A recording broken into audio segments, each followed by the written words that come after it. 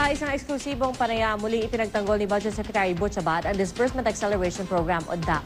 Ang ilang grupo naman nagpakalat na ng mga peach na ribbon bilang simbolo umano ng kupas na kulay dilaw ng Administrasyong Aquino. Balitang hatid ni Mark Zambrano. Nakatakdang mag-aay ng impeachment complaint laban kay Pangulong Aquino ang grupong Bayan ngayong araw. Sa gitna pa rin ito ng issue sa Disbursement Acceleration Program o DAP. Bilang suporta sa impeachment, magpapakalat ang ilang grupo ng mga peach na ribbon sa ilang pampublikong lugar. Simbolo raw ito na kupas na ang yellow ribbon na political symbol ng administrasyon. Ang Scrap the Pork Alliance, kahapon pa lang, naglagay na ng mga peach na ribbon sa damit, mga puno at gate ng bahay ng kanilang mga miyembro.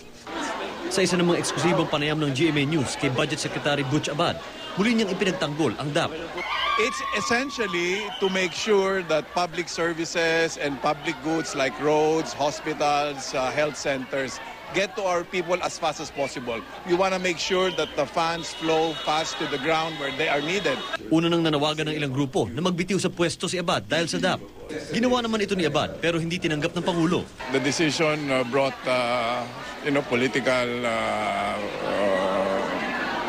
controversy, and I wanted to insulate the president, our work at DBM, and the reforms that we have introduced. So I think, as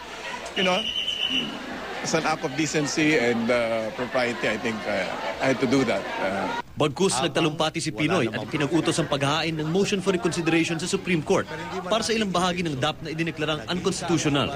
He was just expressing in a rather impassioned way, his disappointment. But at the end of the day, he also said that we have to respect the decision of the Supreme Court, and the act of filing an MR is a recognition of that.